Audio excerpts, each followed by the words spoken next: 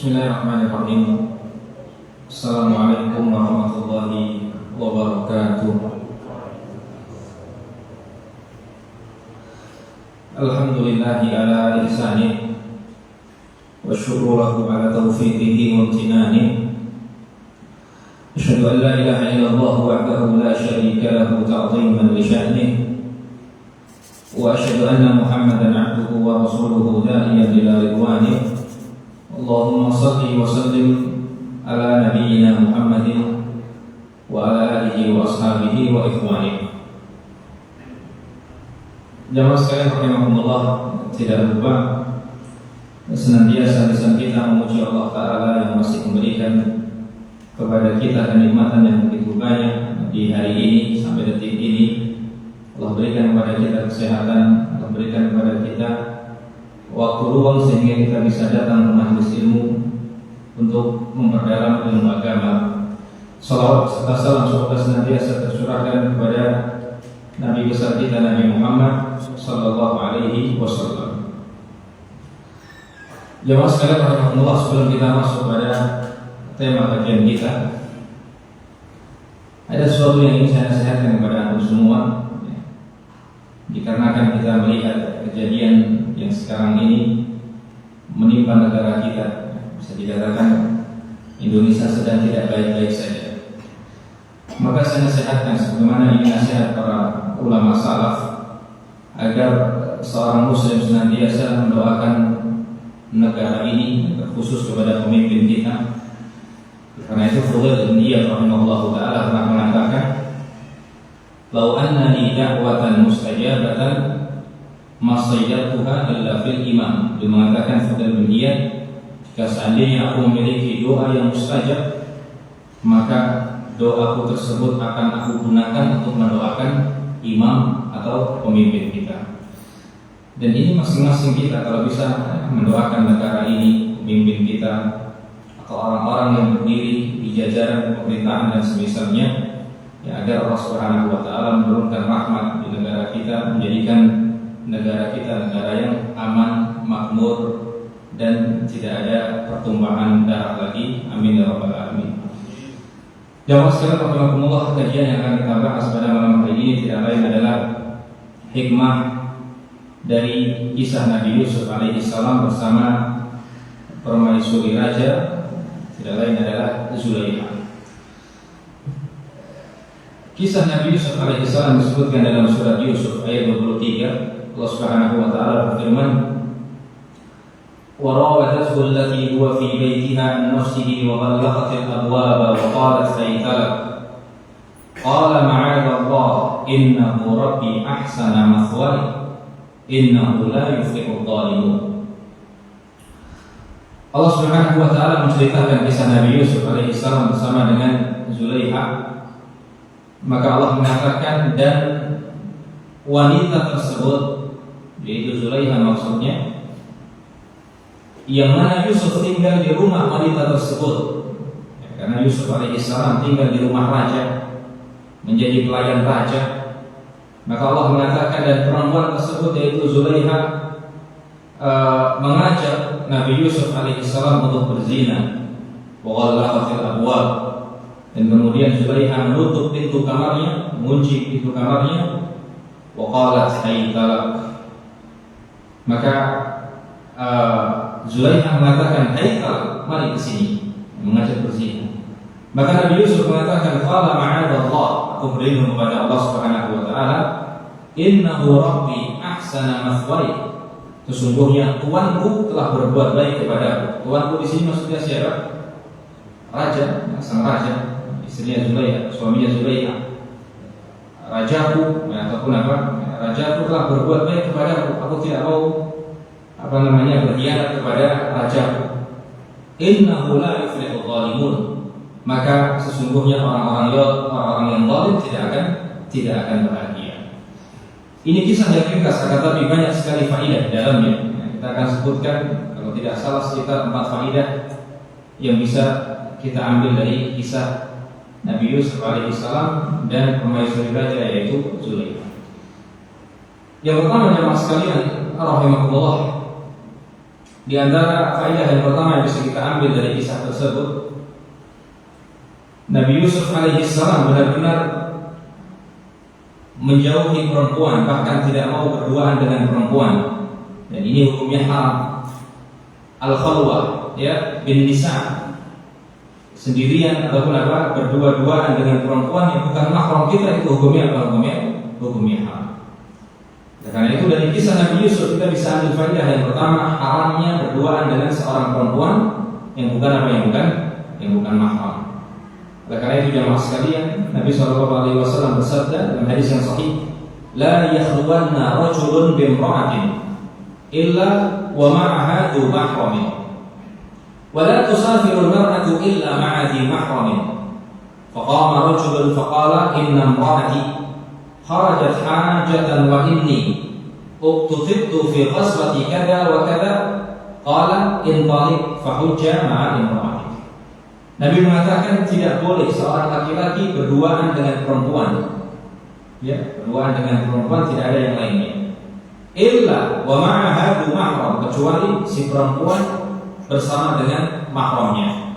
Wala tusafirul mar'atu illa ma'a dhi mahram, tidak boleh seorang perempuan melakukan perjalanan safar kecuali bersama mahramnya. Faqama rajulun, maka ada seorang sahabat kemudian tanya kepada Nabi Muhammad SAW, inna imra'ati kharajat hajatan, istriku pergi melakukan ibadah haji tidak bersama mahram atau tidak bersama aku ya Rasulullah. Wa inni uqtutibtu fi ghazwati kada, sedangkan aku sedang ditugaskan untuk berjihad di jalan Allah Subhanahu wa taala. Dilema, ya, istrinya sedang melakukan ibadah haji, sedangkan dianya, suaminya, yaitu sedang mendapatkan perintah jihad fisabilillah. Maka dia bertanya kepada Rasulullah, bagaimana ya Rasulullah? Maka Rasulullah mengatakan, intaliq, kamu tidak usah ikut jihad, ya, kamu susul istrimu ke Mekah, fahujja ma'a imra'atik, temani istrimu untuk melakukan ibadah haji. Ini menunjukkan bahwasanya seorang perempuan tidak sembarangan, jangan sampai berduaan dengan seorang laki-laki kecuali ada mahramnya. Nah, itu faedah yang pertama jamaah sekalian yang bisa kita ambil dari kisah Nabi Yusuf alaihissalam. Faedah yang kedua jamaah sekalian, Nabi Yusuf alaihissalam mengatakan, ma'adallah, aku berlindung kepada Allah. Beliau sangat takut dengan fitnah wanita. Karena itu faedah yang kedua yang bisa kita ambil dari kisah tersebut adalah betapa mengerikannya fitnah wanita, terlebih di zaman kita sekarang ini. Nabi SAW pernah mengatakan, kelak di akhir zaman takfurun nisa, perempuan akan semakin banyak. Akan disebutkan dalam riwayat yang lain, satu laki-laki itu bandingannya seperti siapa? Seperti berapa? 50 perempuan. Ini bayangkan, luar biasa, perempuan semakin banyak di negeri kita. Lebih-lebih di negeri kita kebanyakan perempuannya, ya, tidak kebanyakan, ya, tapi ada perempuan yang mereka memakai baju yang bajunya kurang bahannya, ya.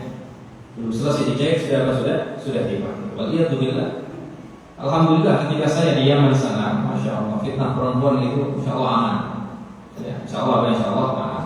Sebagian mereka penduduk Yaman, ya, terutama penduduk Hadramaut.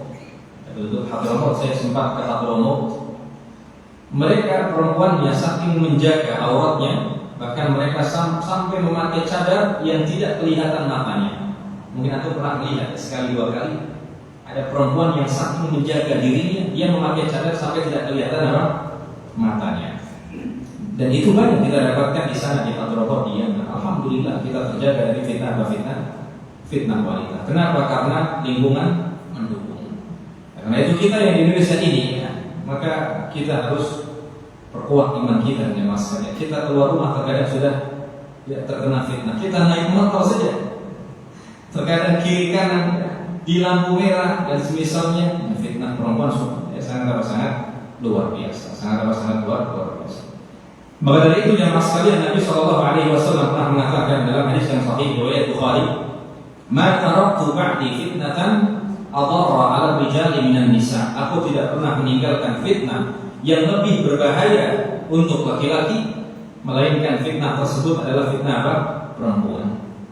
Nabi mengatakan, ya, menggunakan lafaz adar. ya seakan-akan memberikan pemahaman kepada kita bahwasanya perempuan adalah fitnah yang paling besar bagi laki-laki. Perempuan adalah fitnah yang paling besar bagi laki-laki. Lebih besar daripada fitnah harta. Ya, lebih besar daripada fitnah harta. Karena itu kalau seandainya diberikan pilihan antara harta atau perempuan, mungkin kebanyakan laki-laki akan memilih perempuan. Akan memilih perempuan. Jamaah sekalian rahimakumullah, dalam hadis yang lain disebutkan riwayat Muslim, Nabi pernah bersabda, "Inna dunya hulwatun khadirah." Sesungguhnya kehidupan dunia itu hulwa. Hulwa itu manis. Rasanya manis, khadirah, warnanya apa? Hijau. Ini dunia ya, ini sifat dunia itu rasanya manis, warnanya apa? Hijau. Rasulullah menyebutkan rasa yang paling enak yaitu rasa manis. Meskipun sebagian orang tidak suka rasa manis. Secara umum orang suka rasa manis. Karena itu lebih banyak orang yang suka teh manis atau teh tawar. Teh manis ini keumuman saja. Maksudnya dunia itu ya, kebanyakan rasanya manis, enak ya untuk dirasakan. Khadirah, warnanya hijau. Rasulullah menggunakan warna yang paling indah untuk kita lihat. Makanya antum kalau ke Dieng dan semisalnya, antum mengharapkan melihat hijau-hijauan apa coklat-coklatan? Hijau-hijauan ya. Kenapa? Hijau adalah warna yang sangat indah yang bisa memanjakan mata kita, kan gitu. Itulah kehidupan dunia jamaah sekalian. Enak dipandang, enak dirasa. Enak dipandang, enak dirasa. Wa innallaha mustakhlifukum fiha. Dan Allah menjadikan kalian wahai manusia sebagai khalifah. Ya, kita manusia adalah khalifah di muka bumi ini. Karena dalam Al-Quran surat Al-Baqarah Allah mengatakan, wa idh qala rabbuka lil malaikati inni ja'ilun fil ardi khalifah. Ya. Ketika Allah mengatakan kepada malaikat ya, bahwasanya Allah menjadikan manusia sebagai khalifah di muka bumi, maka malaikat mengatakan ya, protes kepada Allah, ataj'alu ya ma yufsidu fiha wa yasfiku dima. Apakah engkau menjadikan manusia khalifah yang mana manusia tersebut sifatnya suka merusak, wa yusfiku dima, bahkan suka apa? menumpahkan darah. Nah, intinya Rasulullah mengatakan di sini kalian itu khalifah wahai manusia di muka bumi. Fayanzuru kaifa ta'malun, tapi ingat Allah akan melihat bagaimana amal kalian. Bagaimana apa amal kalian. Fattaqud dunya. Ini satu pembahasan kita. Rasulullah memberikan nasihat emas kepada kita semua. Fattaqud dunya. Takutlah kalian dengan fitnah dunia. Wattaqun nisa. Dan takutlah kalian dengan fitnah perempuan. Sekarang pertanyaan jamaah sekalian, perempuan termasuk penikmatan dunia atau tidak? Penikmatan dunia. Ini kalau kita belajar bahasa Arab, ini namanya dzikrul khas ba'dal 'am. Menyebutkan yang khusus setelah yang apa? Yang umum. Dunia secara umum ya. Rasulullah mengatakan fattaqud dunya, takutlah kalian dengan fitnah dunia seluruhnya. Setelah itu Rasulullah mengatakan wattaqun nisa, dan terkhusus fitnah apa? Perempuan. Apa faedahnya? Faedahnya karena ada keistimewaan di situ. Maksudnya kalau dalam kasus ini berarti dikarenakan fitnah perempuan sangat mengerikan. Sangat mengerikan. Nanti kita akan sebutkan jemaah sekalian kisah ya, orang yang sangat saleh akan tapi terperdaya dengan fitnah perempuan. Kemudian jemaah sekalian rahimani wa rahimakumullah, disebutkan dalam suatu riwayat di dalam kitab Maka itu Syaitan. Maka itu Syaitan itu adalah kitab karangan Al-Imam Ibnu Abi Dunya rahimahullah ta'ala. Maka itu Syaitan itu artinya perangkap-perangkap syaitan. Disebutkan di situ perangkap-perangkap syaitan. Maka ada perkataan yang sangat menarik dari Hasan bin Saleh. Hasan bin Saleh pernah mengatakan perkataan yang sangat indah. Sami'tu anna syaitana qala lil mar'ah. Aku pernah mendengar syaitan berkata kepada perempuan, anti nisfu jundi, wahai perempuan, kamu adalah setengah tentaraku. Ya, syaitan mengatakan apa? Pada perempuan, anti nisfu jundi, wahai perempuan, kalian adalah setengah dari tentaraku. Berarti perempuan tentaranya syaitan atau tidak? Tentaranya syaitan. Maksudnya apa? Perempuan adalah bahasanya cara ataupun apa namanya kalau kita punya pistol, seperti peluru ya. Perempuan adalah pelurunya syaitan untuk menembak kita semua. Karena itu beliau mengatakan anti nisfu jundi, wahai perempuan, kalian adalah setengah dari tentaraku untuk menyesatkan manusia. Wa anti sahmi, engkau adalah sahmi. Sahmi itu anak panahku. Ini dia, luar biasa. Armi bihi fala akhta. Kalau aku sudah menggunakan anak panah yang berisi perempuan, maka fala akhta, aku tidak akan salah sasaran. Maksudnya adalah kebanyakan orang terkena dengan fitnah perempuan. Ini mengerikan ya mas.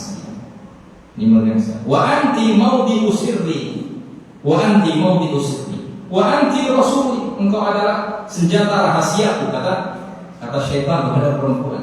Wa anti rasuli, engkau adalah utusanku. Luar biasa. Fi hajati, untuk apa? Untuk aku ya mendapatkan hajat-hajatku.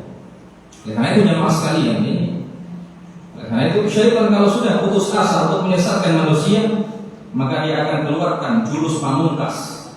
Jurus pamungkasnya syaitan adalah apa? Perempuan. Karena itu syaitan kalau sudah susah payah untuk menyesatkan orang yang saleh, maka sesekali syaitan akan menggoda manusia lewat jalan perempuan, dan banyak orang yang terjatuh dikarenakan fitnah perempuan. Sesoleh apapun dia jemaah sekalian, soleh apapun dia. Lebih-lebih kita berada di negara yang penuh dengan fitnah perempuan. Kemudian jemaah sekalian, ada perkataan dari Sa'id bin Musayyab, ini disebutkan dalam kitab Dzambul Hawa. Dzambul Hawa itu artinya serangan kepada hawa nafsu. Ya, kitab tentang tazkiyatun nufus, kitab sangat bagus. Sa'id bin Musayyab pernah mengatakan, "Ma ya'isa syaitanu min ibni Adam qattu illa atahu min kibalin nisa." Syaitan kalau sudah putus asa menyesatkan manusia, maka syaitan akan keluarkan jurus andalan, tidak lain adalah perempuan. Tidak lain adalah perempuan. Nah, itu jemaah sekalian, di zaman fitnah sekarang ini, perempuan di mana-mana.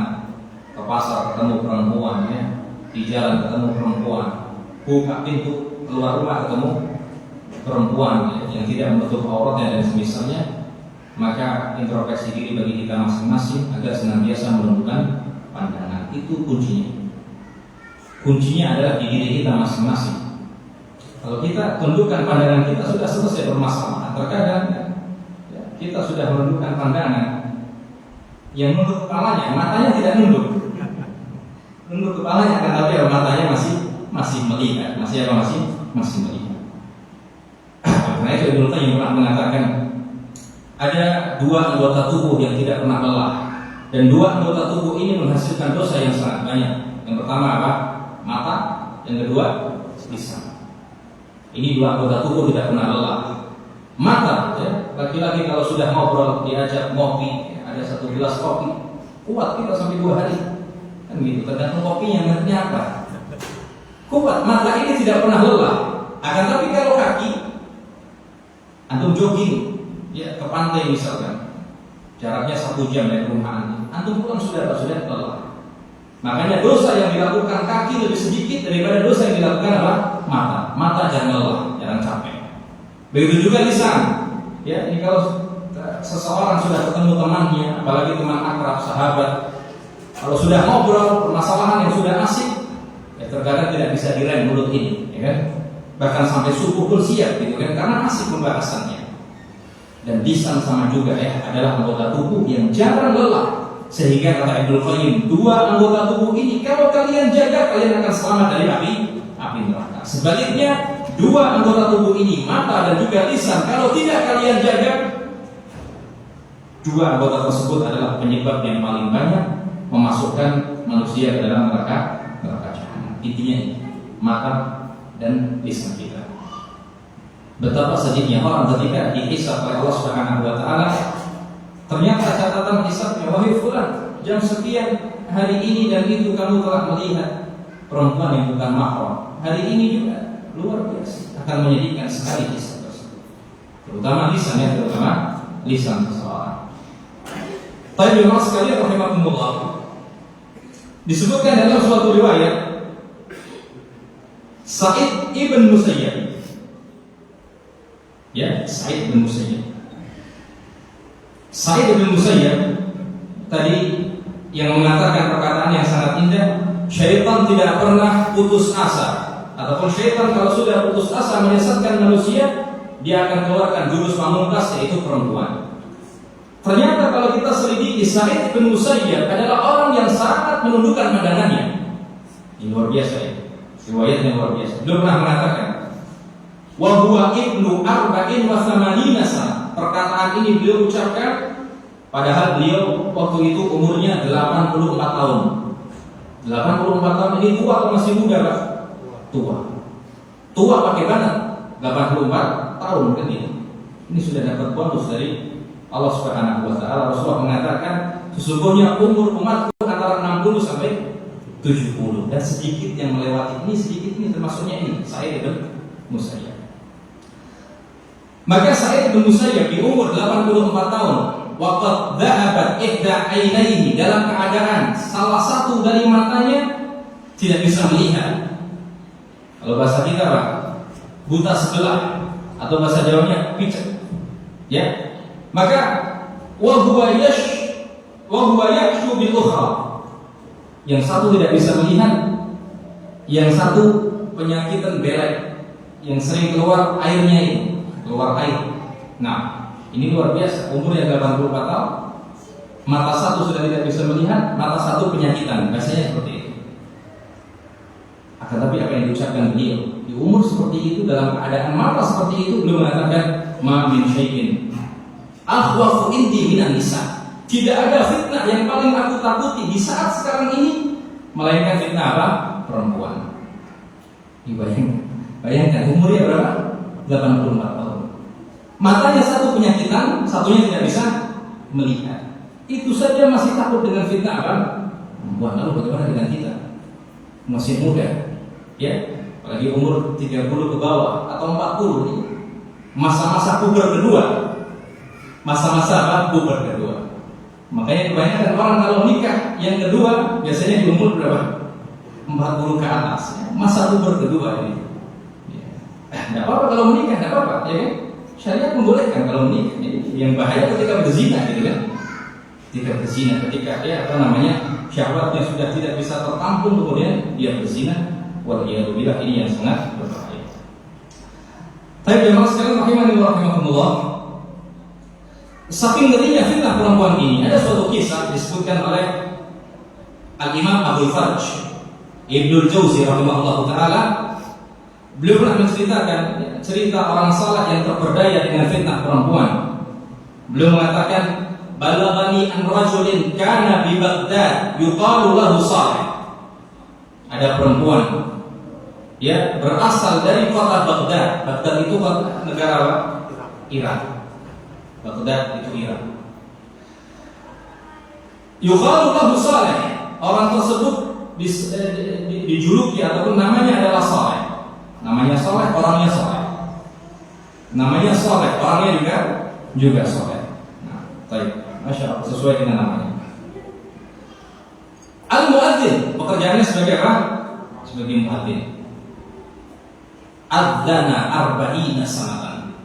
Menjadi muadzin 40 tahun. Menjadi muadzin berapa tahun? 40 tahun. Wa kana yu'rafu bis-shalah. Orang yang terkenal baik, suka silaturahmi, suka sedekah, sering puasa. Ini namanya salah. Salah itu kebaikan. Sa'ida yauman ilal manarati liyu'adzin. Maka suatu hari beliau naik ke menara masjid liyu'adzin, untuk azan. Zaman dahulu jamaah sekalian belum ada mikrofon. Zaman dahulu orang-orang kalau ada mereka ya mencari tempat yang tinggi agar suara mereka lebih terdengar. Ya, lebih terdengar atau bisa terdengar oleh orang lain, orang yang banyak. Makanya dalam kitab fikih, kalau Anda belajar fikih, nanti ada permasalahan bagaimana jika seandainya muadzinnya 5 orang, siapa yang berhak untuk iqamah? Kenapa? Karena zaman dahulu terkadang satu masjid yang ada berapa orang? 5 orang. Satu di arah sana, ya, naik ke menara. Satu di arah sana, naik ke menara sebelah sana. Satunya di sini sampai 5 orang. Itu dibahas dalam masalah fikih. Kenapa? Karena zaman dahulu belum ada mikrofon sehingga terkadang dia butuh 5 orang untuk apa? Untuk untuk adzan, sehingga suaranya bisa terdengar dari seluruh penjuru. Jamaah sekalian rahimakumullah, maka Ibnu Jauzi mengatakan, suatu hari ketika dia naik menara masjid tentunya, liyu'adzin, untuk mengumandangkan adzan, fara'a binta rajulin nasrani, maka dia melihat perempuan Nasrani, perempuan anaknya orang Nasrani. Karena baituhu ila janibil masjid, rumahnya persis di samping masjid. Namanya fitnah itu datang tiba-tiba, jemaah sekalian. Bayangkan 40 tahun dia baru ngeh ataupun dia baru sadar, ternyata di samping masjid ada perempuan yang sangat cantik. Ini fitnah. Ya, selama ini dia tidak diuji dengan fitnah perempuan. Inilah ujian yang sebenarnya. Maka kemudian ya disebutkan di sini faftutina biha, seketika langsung terfitnah dengan perempuan tersebut. Faja'a fataraqal bab, apa yang dia lakukan? Maka laki-laki ini langsung datang ke rumah si perempuan tersebut, taraqal bab, langsung ketuk pintu. Ini luar biasa ya. Fitnah perempuan sangat luar biasa. Seketika sekali pandang langsung terfitnah, langsung samperin ke rumahnya. Faqalat, maka perempuan membukakan pintunya. Man, siapa Anda? Siapa Anda? Berani-beraninya kamu masuk rumahku. Faqala, maka laki-laki itu mengatakan, ana salihul muadzin, saya nama saya Saleh, saya muadzin masih setelah rumah kamu. Fafatahat lahu, maka dibuka pintunya. Falamma dakhala dhammaha ilaih, ketika pintu dibuka, apa yang dilakukan oleh Saleh muadzin? Perempuannya langsung dipeluk. Perempuannya langsung apa? Langsung dipeluk. Ini luar biasa fitnah perempuan, Mas. La haula wala quwwata illa billah. Nah, terkadang syahwat itu bisa menutupi rasa malu, ya. Karena itu antum bersyukur ketika syahwat antum yang tinggi, akan tapi malu antum juga besar. Alhamdulillah kita bisa masih menahan syahwat kita dengan rasa malu, sehingga kita tidak nekat. Ini nekat. Pintu dibuka langsung apa? Dipeluk si perempuan tersebut. Kemudian Ibnu Jauzi mengatakan, falamma dakhala dhammaha ilaihi faqalat, perempuan mengatakan, antum ashabul amanat. Apa-apaan ini? Kamu adalah orang yang amanah. Kamu sering adzan, orang baik kamu. Apa yang kamu peluk-peluk saya? Fama hadhil khiyanah, maka betapa buruk khianat yang kamu lakukan ini, kata si perempuan. Faqala, maka laki-laki itu mengatakan, tuwafiqini ala ma uridu wa illa faqaltuk, kamu turuti saja permintaanku, kalau tidak kamu saya bunuh. Ya, 40 tahun menjadi muadzin, terkenal dengan kebaikannya. Seketika terfitnah dengan perempuan, menjadi orang yang sangat tragis, yang sangat ganas, yang sangat mengerikan. Ini fitnah perempuan yang masih. Maka kemudian diancam perempuan tersebut, kamu kalau tidak nurut sama aku, kamu saya bunuh. Maka setelah aku tidak mau nurut, perempuan mengatakan seperti itu. Illa, aku tidak mau nurut kepadamu, illa an tatruka dina, kecuali kamu tinggalkan agamamu. Maksudnya aku akan nurut sama kamu, terserah kamu mau lakukan apa, saya akan nurut, kecuali kamu tinggalkan agamamu, yaitu keluar dari agama Islam. Faqala, maka laki-laki itu mengatakan, ana bari'un minal Islam, mulai sekarang saya berlepas diri dari Islam, saya sudah keluar dari Islam. Wa mimma ja'a bihi Muhammad, mulai sekarang saya sudah tidak mengikuti risalahnya Nabi Muhammad sallallahu alaihi wasallam. Luar biasa. Ya, semudah itu jamaah sekalian. Inilah fitnah perempuan. Inilah fitnah perempuan. Tsumma dana ilaiha, kemudian si laki-laki mendekati perempuan tersebut setelah mengucapkan dia keluar dari Islam dan dia sudah tidak mengikuti Nabi Muhammad sallallahu alaihi wasallam. Faqalat, innama qulta hadza litaqdiya gharadak. Kamu mengucapkan kamu keluar dari Islam itu tidak jujur. Ada tujuan lain, yaitu apa? Agar aku nurut sama kamu. Aku tidak akan percaya dengan perkataanmu keluar dari Islam sampai kamu mengikuti dua permintaanku lagi. Apa permintaan tersebut? Maka perempuan itu mengatakan, ya, fakul min lahmil khinzir, makanlah daging apa? Babi. Saya nggak mau percaya, kamu tadi mengucapkan saya keluar dari Islam, kamu itu bohong. Biar aku ikut sama kamu, nanti kamu masuk Islam lagi, saya rugi nanti. Biar saya lebih percaya, maka silakan kamu makan daging babi. Dihidangkan daging babi, dimakan sampai habis. Kemudian perempuan masih belum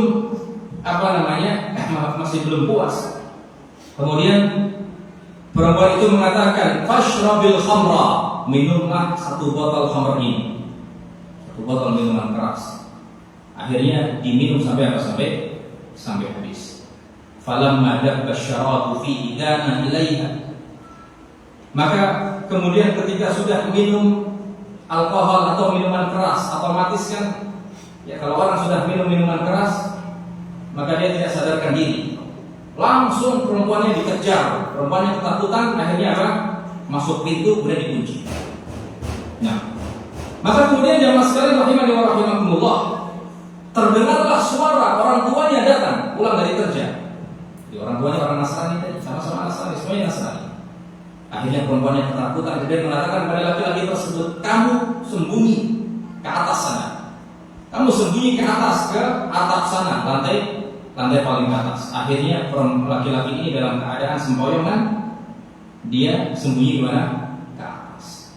Boleh disebutkan di sini dalam suatu riwayat, maka ketika dia naik ke atas, sudah sampai atas, terpeleset kemudian meninggal dunia.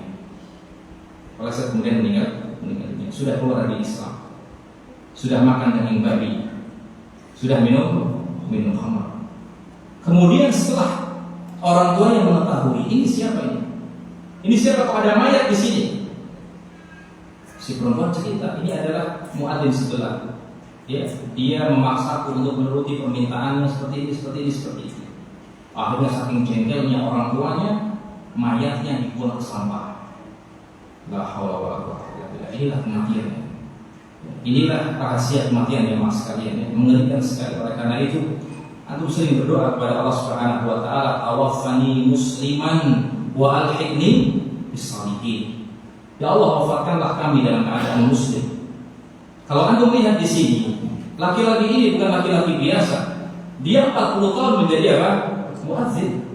Bahkan yu'rafu bis-shalah, dikenal dengan kebaikannya. Ini meningkatkan keimanan kita. Kadang kita lalai, kita mulai malas. Ya, akan tapi kita mendengar nasihat, kemudian kita bangkit lagi. Dan ini yang dirasakan oleh para sahabat dan sekali. Para sahabat kalau dekat dengan Rasulullah SAW, maka mereka mengatakan seakan-akan kami melihat surga dan neraka. Ketika mereka jauh dari Rasulullah, mereka mengatakan, "Ya nasina katsiran," kami lupa nasihat-nasihatku yang sangat banyak ya Rasulullah. Dikarenakan kami sudah kumpul sama istri, sama anak, terkadang keimanan itu turun ya Rasulullah. Maka Rasulullah menasihatkan kepada para sahabat, ya saatan sedikit demi sedikit. Maksudnya apa? Namanya manusia, ada iman naik, ada iman turun. PR kita adalah bagaimana kita menstabilkan iman kita. Itu dengan cara kita beribadah kepada Allah Subhanahu wa taala dan mendatangi majelis ilmu. Nah, intinya jamaah sekalian itu kisah orang soleh ya, yang terkenal dengan kesolehannya, bahkan 40 tahun menjadi muadzin. Tetapi namanya fitnah perempuan adalah fitnah yang sangat mengerikan. Rasulullah mengatakan, "Adhar," fitnah perempuan adalah fitnah yang paling berbahaya bagi laki-laki. Kemudian jamaah sekalian rahimakumullah, di antara faidah yang kedua dari kisah Nabi Yusuf alaihissalam, tidak lain faidah yang kedua adalah disebutkan oleh para ulama sebab menolaknya Nabi Yusuf ketika diajak berzina dikarenakan takut kepada Allah. Karena itu belum mengatakan ma'adzallah, aku berlindung kepada Allah Subhanahu wa taala. Dan kalau kita lihat dari hadis Nabi Muhammad SAW, keutamaan takut dari fitnah perempuan itu luar biasa. Karena itu kalau aku baca hadis yang sahih, di antara 7 golongan yang mendapatkan naungan kelak di akhirat, ketika tidak ada naungan kecuali naungan Allah, di antaranya siapa? Rajulun, seorang laki-laki. Talabathu imra'atun, diajak berzina oleh perempuan. Faqala, maka laki-laki ini mengatakan, "Inni akhafullah," aku takut kepada Allah. itu jemaah sekalian ya, faedah yang kedua ini menunjukkan bahwasanya betapa besarnya keutamaan ya menjauhi fitnah perempuan. Di antara keutamaan yang pertama tidak lain seseorang akan mendapatkan naungan di hari tidak ada naungan kecuali naungan Allah Subhanahu wa taala. Kemudian jemaah sekalian, faedah yang kedua dari menjauhi fitnah perempuan, an-najatu minasyada'id wa tafrijil kurubat. Seseorang akan dijauhkan dari musibah dan akan dimudahkan urusannya. Perhatikan, orang yang dia senantiasa istiqamah menjauhi fitnah perempuan, segala urusannya akan dimudahkan sama Allah, dan juga dia akan diselamatkan dari musibah-musibah. Dalilnya mana? Kita sebutkan. Dalam hadis yang sahih jemaah sekalian, antum pernah dengar kisah seseorang yang melakukan perjalanan, kemudian di pertengahan perjalanannya ada hujan yang sangat deras, angin yang sangat kencang, sehingga mereka berteduh di mana? Di goa. Ketika mereka berteduh di goa, seketika batu yang sangat besar ya terbawa oleh angin yang sangat kencang, kemudian menutup gua tersebut, mereka tidak bisa keluar. Maka kemudian salah satu dari mereka mengatakan seperti ini, bagaimana pendapat kalian jika seandainya salah satu di antara kita atau kita semua natawassal bil a'mal salih, masing-masing kita bertawassul dengan amal saleh. Maksudnya masing-masing kita, kalau kita punya amal saleh, sebutkan amal saleh tersebut, kemudian kita bertawassul, menjadikan amal saleh tersebut perantara agar bisa menyelamatkan kita dari goa ini. Boleh nggak tawassul dengan amal saleh? Boleh. Contohnya bagaimana? Contohnya seperti ini. Ya Allah, jika seandainya haji yang aku lakukan di tahun kemarin itu ikhlas karenamu ya Allah, dikarenakan aku benar-benar melakukan perintahmu, maka tolong selamatkan aku dari musibah ini. Itu namanya tawassul dengan amal saleh. Dan saya yakin kebanyakan antum lupa melakukan cara ini. Padahal cara ini sering dilakukan oleh ulama salaf. Kebanyakan kita kalau berdoa langsung minta, ya Allah berikan ini dan itu. Iya atau tidak? Kita lupa bahwasanya dengan tawassul dengan amal saleh kita, amal saleh kita insya Allah banyak. Insya Allah banyak kita punya. Ya terkadang antum sering melakukan salat sunnah, salat malam, memberikan sedekah, antum ketemu orang yang kasihan, kelaparan di pinggir jalan, antum kasih 100.000 misalkan. Terkadang itu yang bisa menyebabkan doa antum terkabul, langsung diijabah oleh Allah Subhanahu. Ya Allah, tadi sore ya Allah, saya melihat orang kelaparan di pinggir jalan. Dia kelaparan, dia tidak bisa makan, dan ternyata dia belum makan seharian. Saya kasih ya Allah 100.000. Kalau saya mengasih kepada orang tersebut ikhlas karenamu, tolong ya Allah berikan kepadaku keturunan.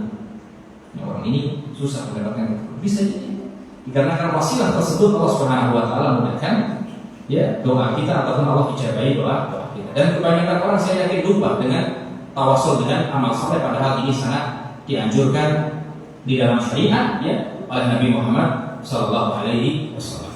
Maka akhirnya jamaah sekalian, orang pertama berdoa kepada Allah Subhanahu wa taala, ya Allah, saya memiliki orang tua yang sudah tua renta, ibu saya. Demi Allah ya Allah, setiap pagi saya senantiasa perahkan susu untuk ibu saya, kemudian saya minumkan kepada mereka. Bahkan demi Allah, saya tidak meminumkan susu kepada anak saya atau istri saya, melainkan ibu saya sudah minum terlebih dahulu. Ini amal soleh atau bukan? Amal soleh. Amal solehnya berupa apa? Birrul walidain, berbakti kepada orang tua. Sudah masuk waktu belum Pak? Sudah? Enggak ada yang ngasih tanda tadi. Dan ada terlebih dahulu Bapak.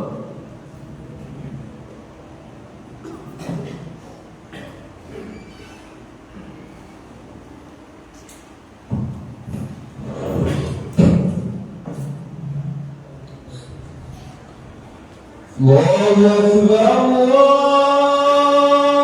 Akbar,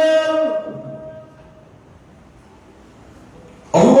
Akbar, Allahu Akbar. Asyhadu an la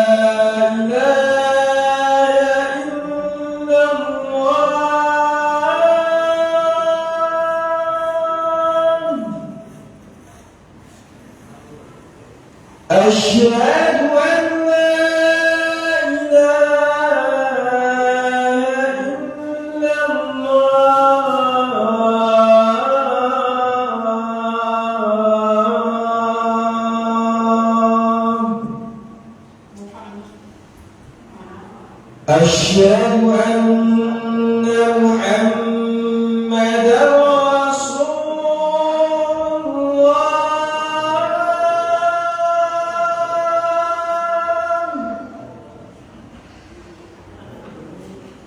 أشهد أن محمدا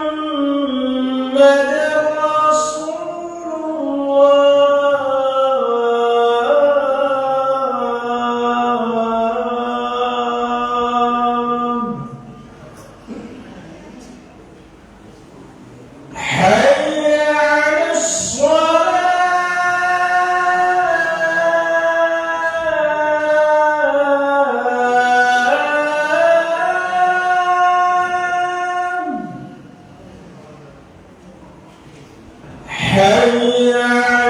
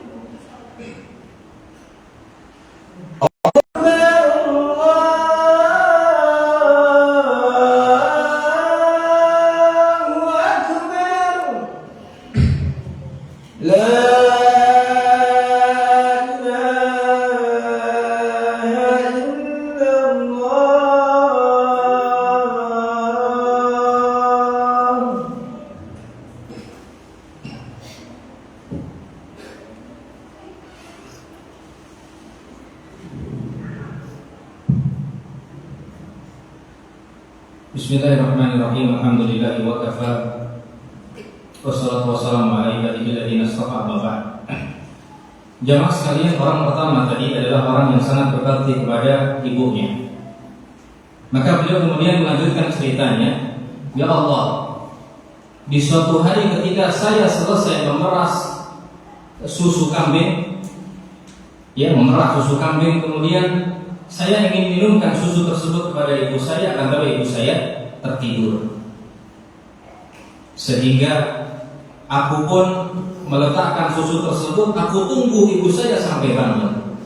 Bahkan saking laparnya istri dan anak saya, mereka sampai menangis.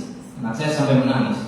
Tapi saya tidak kasihkan susu tersebut sebelum saya meminumkan kepada saya ibu saya." Bayangkan, luar biasa.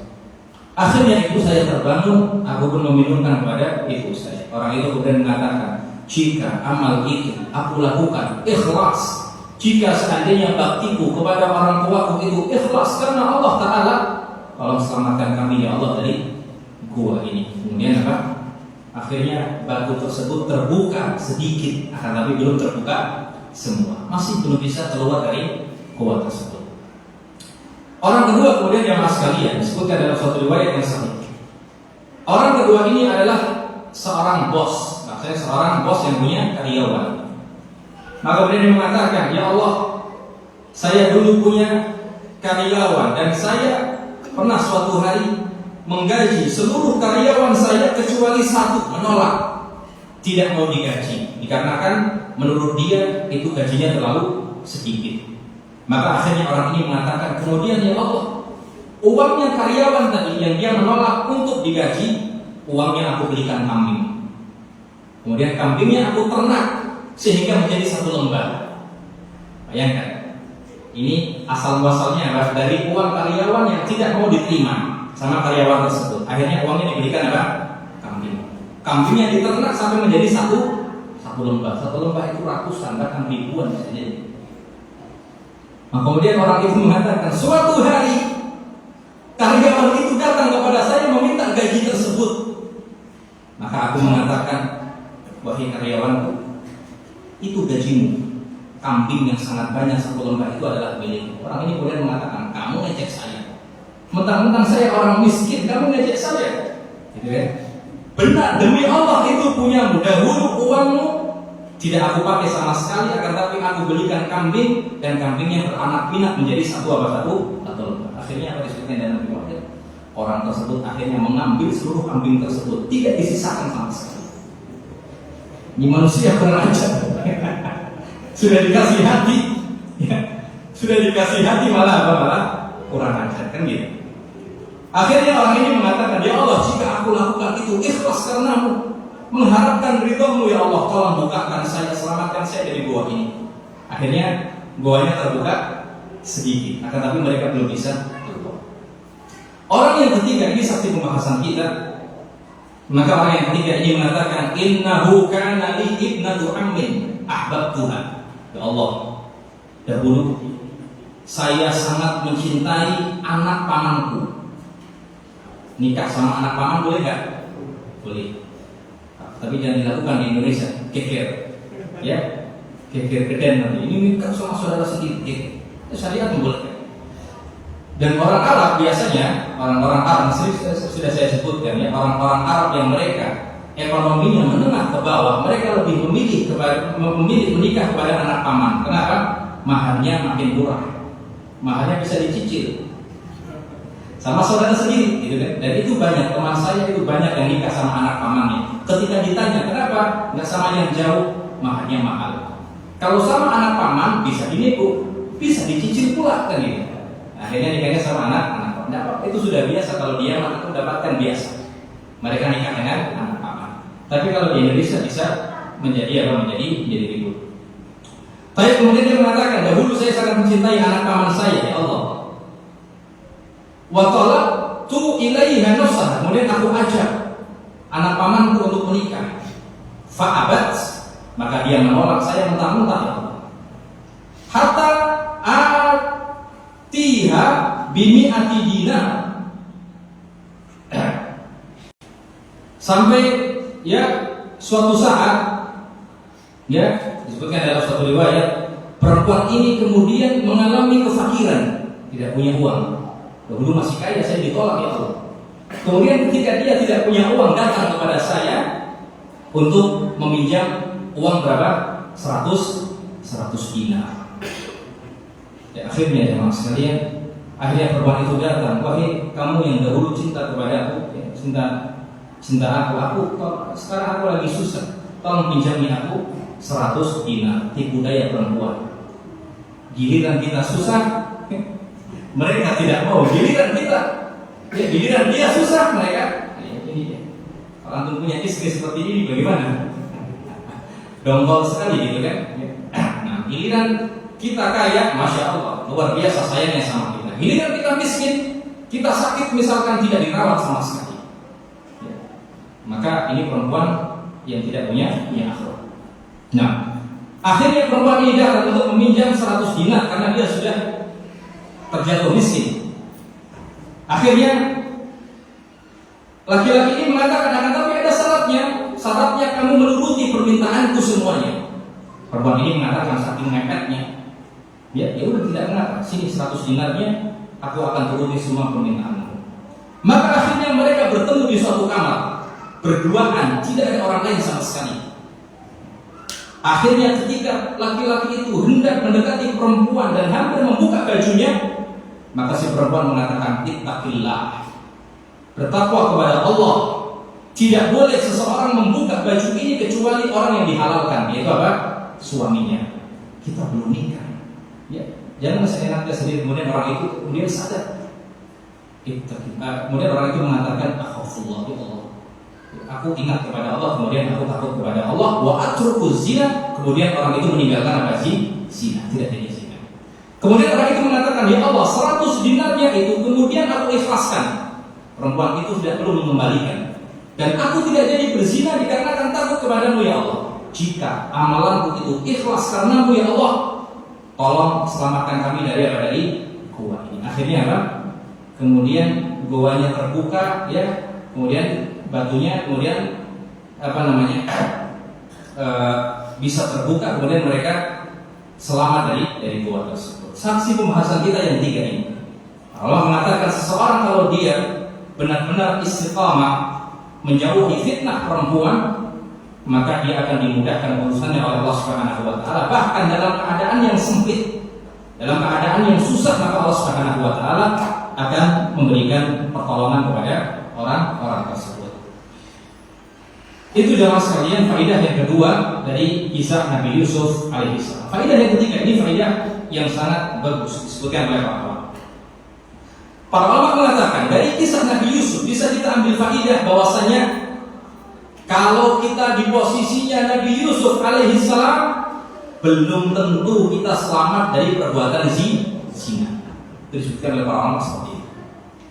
Karena itu Ibnu Qayyim rahimahullah taala mengatakan dalam kitab tafsirnya, Ibnu Qayyim punya kitab tafsir yang sangat bagus, namanya Bada'i'ut Tafsir.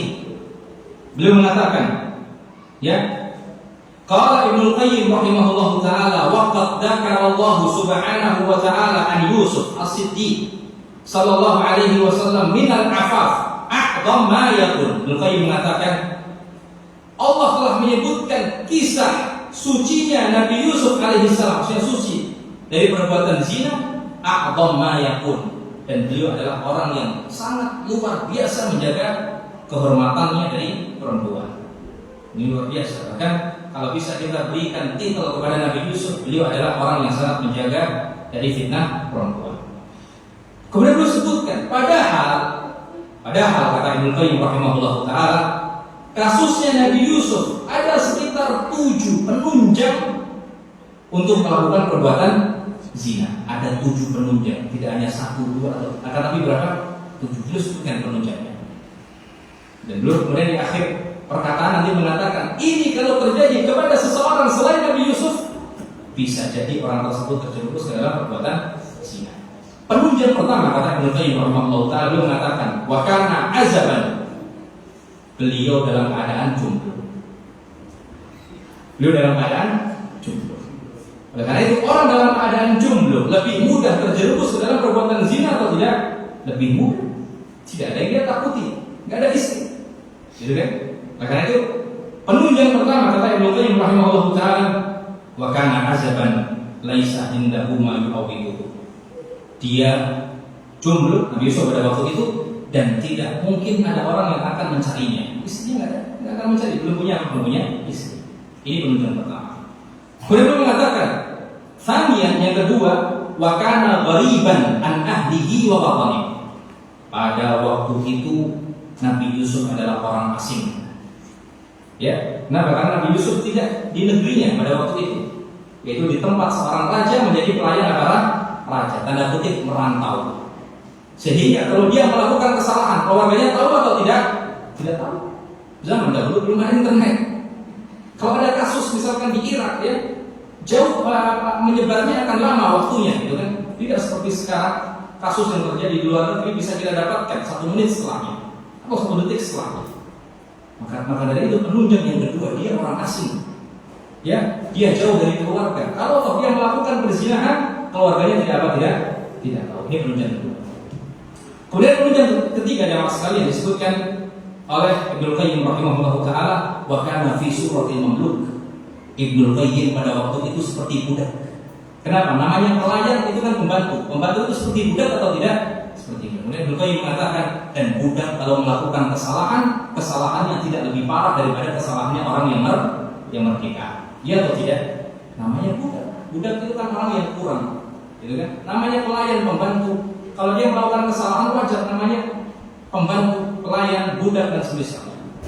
Ini penunjang yang berapa jemaah sekalian? Penunjang yang keempat, dia adalah pelayan. Kalau dia melakukan kesalahannya tidak terlalu besar karena dia pelayan. Kemudian yang kelima kata Ibnu Qayyim rahimahullah taala, ini yang berat, ini sangat berat. Wa kanatil mar'atu data mansabin atau data mansibin wa jamal. Perempuan yang mengajak berzina adalah perempuan yang memiliki kedudukan yang tinggi, wa jamal, bahkan memiliki apa? Kecantikan. Sudah cantik, kaya raya, jabatannya juga berarti.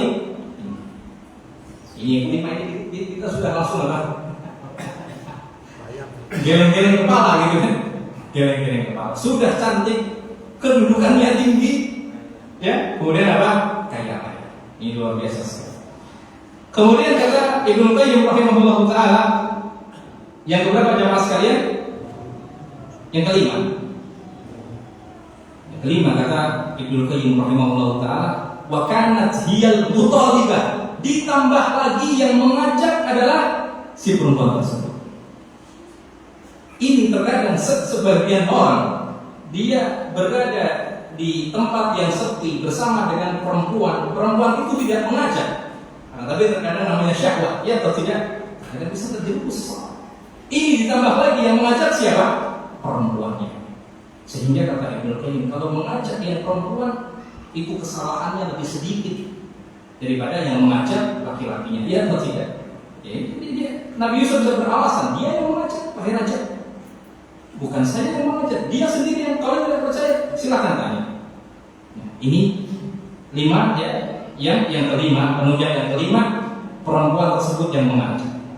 Kemudian yang keenam kata Ibnu Qayyim rahimahullah taala, wa kanat fi mahalli sultaniha, dan peristiwa itu terjadi di rumah raja, ya atau tidak? Kata Ibnu Qayyim rahimahullah taala, ya, wa kanat fi mahalli sultaniha wa baitiha bihaitsu taqifu waqtal imkan, sehingga namanya rumah sendiri.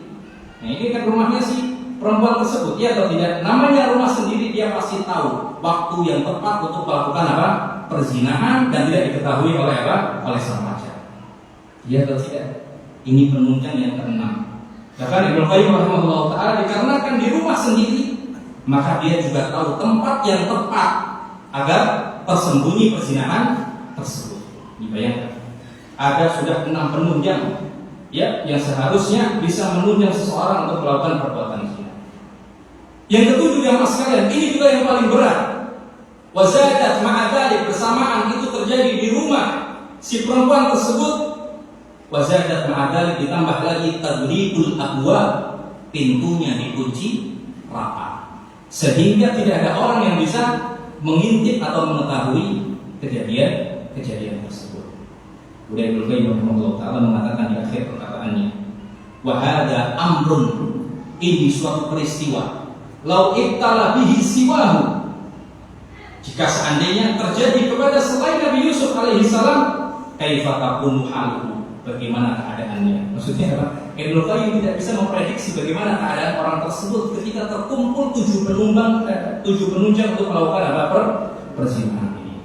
Tapi Nabi Yusuf alaihi salam, ya, adalah nabi yang sangat luar biasa kesalehan, sehingga menjaga syahwatnya dari fitnah perempuan, menjaga dirinya dari fitnah perempuan. Akhirnya beliau selamat dari fitnah perempuan. Bahkan disebutkan dalam riwayat, saking banyaknya penunjang ini dalam Al-Quran, Allah Subhanahu wa taala mengatakan, walaqad hammat bihi, bahkan sampai walaqad hammat bihi wa hamma biha, yaitu ketika si perempuan itu mengajak berzina Nabi Yusuf alaihissalam, wa hamma biha, sempat terbetik dalam hati Nabi Yusuf alaihissalam juga ingin berzina.